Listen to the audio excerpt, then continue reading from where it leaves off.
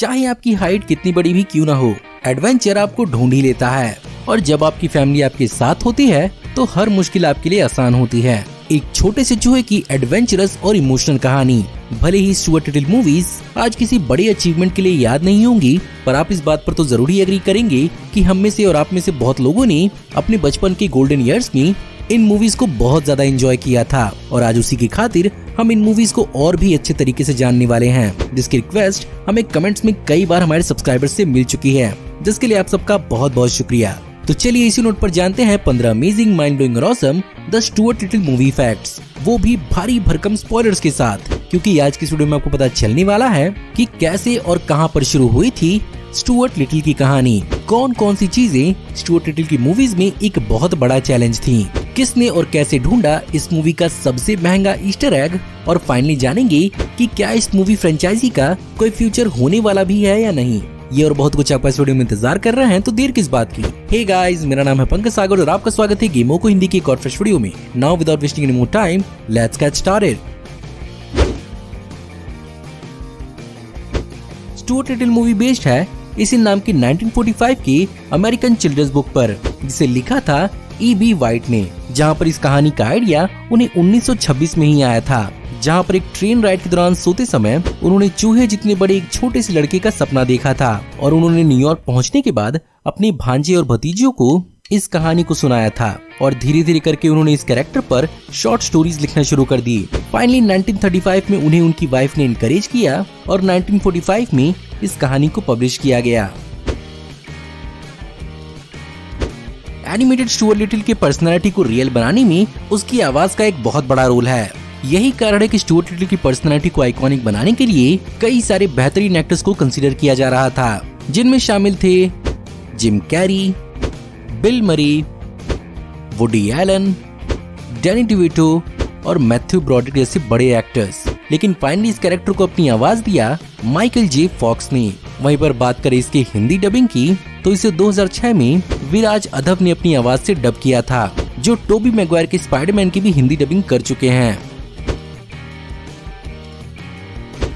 अब जब बात स्टुअर्ट लिटिल की हुई है, तो उसके फैमिली की बात कैसे नहीं होगी, जहां पर उसके पिता यानी मिस्टर फ्रेडरिक लिटिल के रोल के लिए George Clooney, Mel Gibson, Leonardo DiCaprio, Tom Hanks, Arnold Schwarzenegger और सैमुअल एल जैक्सन जैसे बड़े एक्टर्स को कंसीडर किया जा रहा था, लेकिन फाइनली इसका रोल ह्यू लॉरी ने प्ले किया। वहीं पर उसकी मॉम यानी मिसेस लिटिल के रोल के लिए भी एक बहुत ही भारी कंपटीशन थी, जहां पर Nicole Kidman, Gwyneth Paltrow, Sandra bullock, Jennifer Aniston और कैरी एन मॉस जैसे एक्ट्रेसेस को कंसीडर किया जा रहा था, लेकिन इसका रोल फाइनली जीना डेविस ने प्ले किया। वहीं पर फाइनली अगर बात करें स्नोबेल की, तो पहले इसके रोल के लिए डैन एक्रॉयड, जीन वाइल्डर, डैनी डिविटो और बिल मरी जैसे एक्टर्स को कंसीडर किया जा रहा था, लेकिन फाइनली इसे नेथन लेन ने अपनी आवाज दी।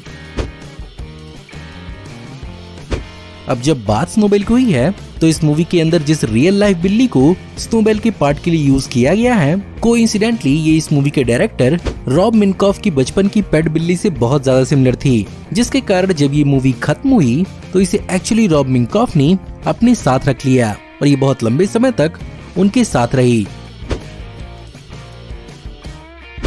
भले ही स्टुअर्ट लिटिल और उसकी पर्सनैलिटी छोटी सी थी, पर उसे मूवी के अंदर एक लिविंग पर्सनैलिटी की तरह दिखाना एक बहुत बड़ा चैलेंज था, जहां पर सबसे बड़ी प्रॉब्लम थी स्टुअर्ट लिटिल के फर यानी बाल, जहां पर सोनी पिक्चर्स की सब्सिडियरी इमेज वर्क स्टूडियोज ने ही इस मूवी के ज्यादातर विजुअल इफेक्ट्स को संभाला है, जिन्होंने जुमांजी और गॉडजिला जैसी मूवीज में भी काम किया था, लेकिन उन्हें फर और बालों को क्रिएट करने का कोई आइडिया नहीं था। और इन बालों के साथ सबसे बड़ी दिक्कत थी लाइटनिंग की, जिसके कारण स्टुअर्ट लिटिल की स्किन को ही हल्का लाइट इमिटिंग बनाया गया, जिसने इसके बालों को बाहर के एनवायरनमेंट के हिसाब से अडॉप्ट करने में बहुत ज्यादा हेल्प की। वैसे सेट पर स्टुअर्ट लिटिल के कई सारे टॉय डमीज और मॉडल्स को इस्तेमाल किया जाता था, और बाद में इन्हीं फुटेज में स्टुअर्ट लिटिल के CGI को कंपोजिट किया जाता था। मूवीज के अंदर ईस्टर एग हंटिंग करना तो हम सब करते हैं, लेकिन एक व्यूअर ने तो धमाका ही मचा दिया, जहां पर जब 2009 में हंगरी के नेशनल गैलरी के आर्ट रिसर्चर गगली बाकी अपने बच्चे के साथ स्टुअर्ट लिटिल मूवी को देख रहे थे, तो उन्होंने बैकग्राउंड में स्लीपिंग लेडी विद ब्लैक वेस पेंटिंग को नोटिस किया। जो रॉबर्ट बार्नी की 1928 की ऑयल पेंटिंग थी, जो 90 सालों से भी ज्यादा समय तक गायब था। बार्की ने उसी समय से इस पेंटिंग को हंट करना शुरू किया और वो इसके लिए अमेरिका आए, जहाँ पर उन्हें पता चला कि इस मूवी के लिए इसे एक एंटीक शॉप से $500 में खरीदा गया था, जिसे बाद में इस मूवी के असिस्टेंट सेट डिजाइनर ने अपने पास रख लिया था। बाद में इस पेंटिंग को हंगरी के नेशनल गैलरी को बेचा गया और यहाँ पर इसे लगभग $1,30,000 में ऑक्शन किया गया। सेकंड मूवी के अंदर दिखा स्टुअर्ट और मार्गलो की जान का दुश्मन यानी फैल्कन हमें और भी ज्यादा खतरनाक दिखाया जाने वाला था, जहां पर इनिशियल प्लान्स के हिसाब से फैल्कन हमें कई सारे अपने मिनियन पिजन्स के साथ दिखता, लेकिन ऑफ कोर्स इतने सारे CGI कैरेक्टर्स को एक साथ हैंडल और मैनेज करना बहुत मुश्किल हो रहा था, जिसके कारण इस प्लान को कैंसिल कर दिया गया। भले ही स्टुअर्ट लिटिल 2 मूवी एक सीक्वल थी, लेकिन इस मूवी की कहानी E.B. वाइट के ओरिजिनल नॉवेल के हिसाब से बहुत ज्यादा सटीक थी, जिसमें मार्गलो और फैल्कन की कहानी दिखाई गई थी। लेकिन पहली मूवी के अंदर नॉवेल के कई सारे एस्पेक्ट्स को चेंज किया गया था। चलिए बात करते हैं स्टुअर्ट लिटिल की लाल कार के बारे में, जिसके बारे में कभी क्या आपने सोचा है कि ये कौन सी कार है? एक्चुअली ये कार थी 1953 की बुइक रोडमास्टर कन्वर्टेबल, जहां पर इसका 1/8 स्केल इस्तेमाल किया गया है, जहां पर बेसिकली एक रिमोट कंट्रोल्ड कार थी जिसे स्टुअर्ट को चलाता हुआ दिखाया जाता है। 2001 के दौरान जब स्टुअर्ट लिटिल 2 की फिल्मिंग चल रही थी, तभी उसी दौरान अमेरिका के वर्ल्ड ट्रेड सेंटर पर 9/11 का आतंकवादी हमला हुआ था, जिसके कारण इस मूवी के पोस्ट प्रोडक्शन के दौरान जहां पर भी इस मूवी के अंदर वर्ल्ड ट्रेड सेंटर को दिखाया गया है, उसे डिजिटली रिमूव करना पड़ा था। स्टुअर्ट लिटिल की पिछली दोनों मूवी से पॉपुलैरिटी के बाद 2003 में स्टुअर्ट लिटिल की 1 सीजन और 13 एपिसोड की एक एनिमेटेड टीवी शो को भी लॉन्च किया गया, जो ऑफ कोर्स आप में से बहुत सारे लोगों ने बचपन में हिंदी में जरूर देखी होगी।